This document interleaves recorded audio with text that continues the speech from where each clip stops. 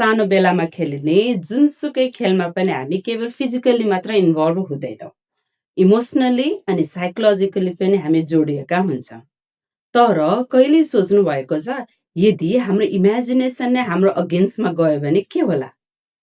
आज हामी class 11 compulsory इङ्ग्लिसको literature सेक्सनमा भएको द विसमा जहाँ एउटा सानो केटा खेलिरहेको हुन्छ, तर खेल्दा खेल्दै उसको इमेजिनेसन पनि यति डार्क र पावरफुल बन्छ कि साधारण कार्पेट नै उसको लागि एउटा डेन्जरस ब्याटलफिल्ड बन्छ।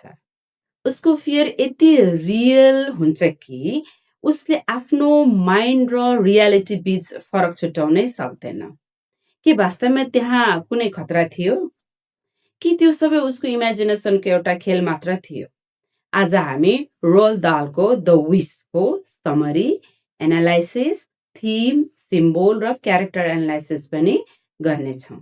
Roald Dahl uses a few special narrative techniques in The Wish to make the story feel intense and psychological. First, third-person limited narration. The story is told using he, the boy, not I. But we are mostly inside the boy's mind.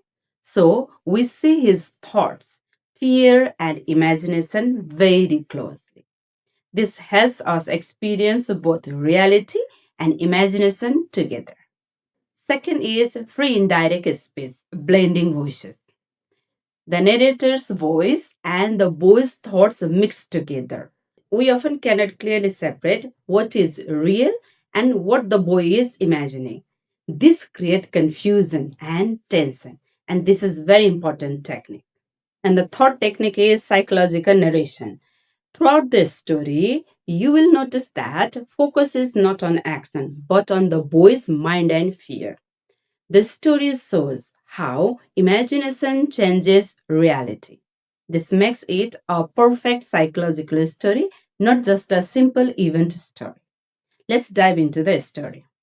स्टोरीको सुरुमा एउटा सानो केटो उसको sitting रुमको भर्याङमा बसिरहेको हुन्छ अनि उसको हात उसको निक्याप घुँडामा भएको घाउको पाप्रामा जान्छ। त्यो देखेपछि उसलाई त्यो पाप्रा उकाउ लाग्छ।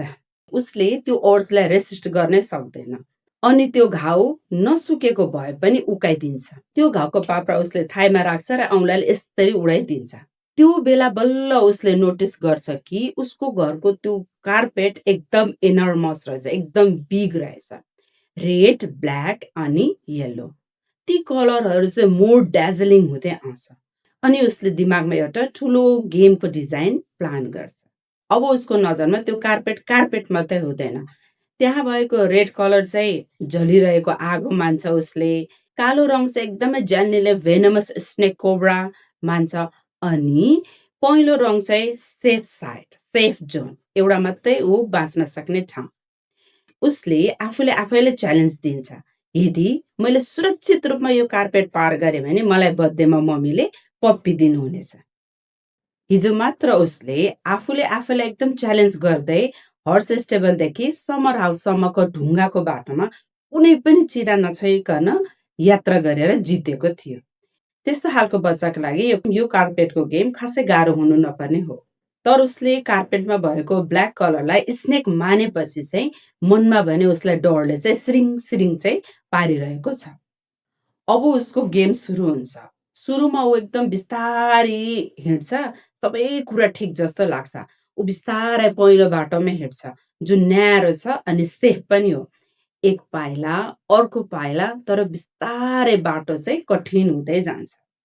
अब उसलाई लाग्छ धेरै लामो पाइला चाल्नुपर्छ, ब्यालेन्स पनि मिलाउन छ अनि कुनै पनि गल्ती भएर रेड कार्पेटमा पुग्यो भने डेथ। डर अब उसको दिमागमा पस्न थालिसक्यो। जस्तो बाल्यकालमा अँध्यारो कोठामा पर्दाको स्याडो पनि भूत जस्तो लाग्थ्यो हामीलाई, रियालिटीमा भने केही पनि हुँदैन थियो, तर दिमागले त्यसलाई चाहिँ रियल बनाइदिन्थ्यो नि। अहिले त्यो केटासँग पनि त्यही भइरहेको छ। उसलाई लाग्छ सर्पले टाउको उठायो। उसले चिच्याएर भन्छ, I am not touching you, you must not bite me. अब यो खेल मात्र रहेन, यो त वास्तविक डर बनिसकेको हुन्छ र ऊ डरले हल्लिन पनि सक्दैन, ऊ टोटली फ्रिज भइसकेको हुन्छ। तपाईँ कहिले राति लाइट अफ भएपछि पछाडि कसैले पछाइरहेको छ जस्तो फिल हुन्छ नि, दौडेर बेडमा पुग्नु भएको छ, डरले फ्रिज हुनुभएको छ। अहिले त्यो केटा पनि ठिक त्यही डरभित्र फँसेको छ। अब उसको जर्नी डेन्जरस हुँदैछ। त्यस कारणले उसले सबैभन्दा कठिन अनि सबैभन्दा लामो पाइला चाहिँ उसले चाल्छ। शरीर उसले तनक्क तन्काउँछ, एउटा खुट्टा अगाडि अर्को खुट्टा पछाडि। ऊ बीचमा अड्किन्छ, जस्तो शरीर टुक्रिन लागेको जस्तो। उसको इमेजिनेसनमा चाहिँ तल चाहिँ सर्पहरू चलिरहेका छन्, फन फन घुमिरहेका छन्। ऊ डरले ब्यालेन्स गुमाउँछ। अचानक उसको हात कालो भागमा पर्छ, सर्पलाई छोयो। ऊ चिच्याउँछ। यति हुने बित्तिकै स्टोरीमा बाहिरको भाग देखाउँछ। बाहिर उज्यालो छ, तर उसको दिमागमा भने एउटा अँध्यारो संसार चलिरहेको छ। उसको आमाले उसलाई खोज्दै आउँछन्। कथा यहीँनिर सकिन्छ। त्यो स्नेक पनि रियल थिएन, आगो पनि थिएन त्यहाँ, अनि कुनै सेफ जोन पनि थिएन। तर उसको लागि त्यो सबै पूर्ण सत्य थियो, एब्सोल्युट ट्रुथ थियो। यो कथा केवल कार्पेट क्रस गर्ने गेम मात्र होइन। यो कथा हो दिमागको शक्ति, पावर अफ माइन्ड, डरको नियन्त्रण, कन्ट्रोल अफ फियर, कल्पनाको संसार, वर्ल्ड अफ इमेजिनेसन, बाल्यकालको इनोसेन्स एन्ड मानसिक सङ्घर्ष, mental struggle. Sometimes the greatest fears are created not by reality, but by our own mind. सबैभन्दा ठुलो डर बाहिर होइन, हाम्रो दिमागभित्र हुन्छ। वनको बाघले भन्दा मनको बाघले खान्छ भनेको यही हो। Let's go to the theme of this story. The first theme is fear and imagination.